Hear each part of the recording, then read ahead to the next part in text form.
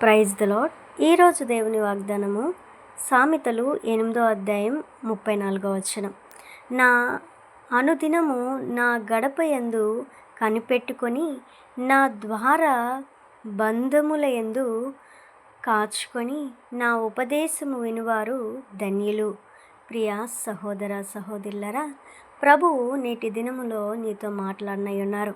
ఇక్కడ చూసినట్లయితే ప్రభు అంటూ ఉన్నాడు, నా గడపట యందు కనిపెట్టుకున్న వారికి మరియు ద్వారబంధం, ఆయన యొక్క ద్వారబంధం యందు కాచుకున్న వారికి వాళ్ళు ఉపదేశమును వినువారు ధన్యులు అని ప్రభు చెబుతూ ఉన్నాడు.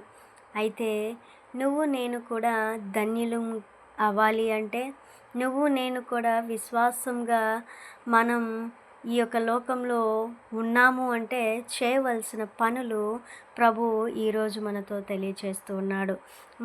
మొదటిది, ఆయన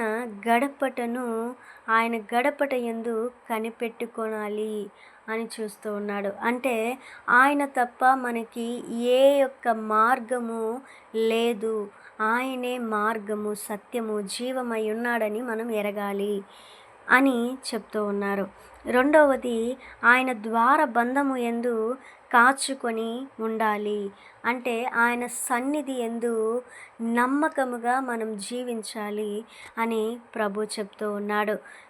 మూడవది, నా ఉపదేశమందు, అంటే ఆయన యొక్క ఉపదేశాన్ని విని దాని ద్వారా నడుచుకున్న వాళ్ళు ధన్యులుగా మనము ఉంటాము అని ప్రభు చెప్తూ ఉన్నాడు. ప్రియులారా, కాబట్టి మనము ఈ యొక్క ధన్యతను మనము పొందుకోవాలి అంటే ఈ రోజునే మన యొక్క అలవాట్లను దేవుని కొరకు విశ్వాసంగా జీవించాలి, నమ్మకంగా జీవించాలి అని ప్రభు చెప్తూ ఉన్నాడు. గనుక ఇలాగూ జీవించలాగున, దేవునికి ఇష్టకరంగా మనం జీవించలాగున, ఆయనను కనిపెట్టుకునే వాళ్ళగా, ఆయనలో కాచుకొని ఎదురు చూసే వాళ్ళంగా, ఆయన స్వరాన్ని వినే వాళ్ళంగా మనం ఉండాలని ప్రభు కోరుకుంటున్నాడు. కనుక ఇట్టి కృపను ప్రభువు మనకివ్వులాగున మనం ప్రభువుని ప్రార్థిద్దాం.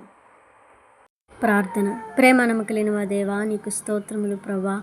అయా, ఈ దినమున నీవు మాతో మాట్లాడిన మాటలకై స్తోత్రాలు.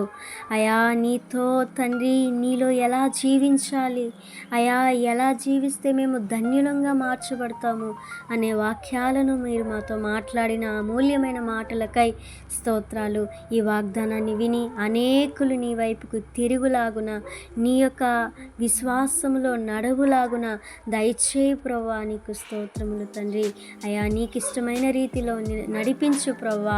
అయా, నీకు స్తోత్రాలు. అనేక మంది నీకు నమ్మకమైన వారసులుగా అయా నువ్వు వచ్చు పర్యంతము జీవించులాగున దయచే తండ్రి. నీకు స్తోత్రములు ప్రభా. నా తండ్రి, ఈ యొక్క సమయంలో తండ్రి, ఎవరైతే బిడ్డలు పని బాటలకు వెళ్ళి వస్తూ ఉన్నారో వాళ్ళ మార్గ మధ్యలంతటిలో వాళ్ళకు జయమును దయచేయండి. అన్ని విషయాల్లో నీ సహాయము దయచేయండి. బిడ్డల చదువుల్లో తోడుగా ఉండండి. అయా తండ్రి, ఎవరు ఏ యొక్క అవసర చేత, ఏ యొక్క అక్కర చేత ఇది నాకు జరగదు, ఇది నాకు కాదు, నేను ఇంకా చేయలేను అని ఒంటరిగా వేదన పడుతున్నారు ప్రభా. అయా, నీవు మాత్రమే వాళ్ళకి ఉత్తరం ఇవ్వగలవు తండ్రి. అయా, నీవే జవాబులు దయచేసే దేవుడు గనుక వాళ్ళకి జవాబులు దయచేయమని వేడుకుంటూ నజరేయుడైన యేసు క్రీస్తు నామమున ప్రార్థిస్తున్నాను తండ్రి. ఆమేన్.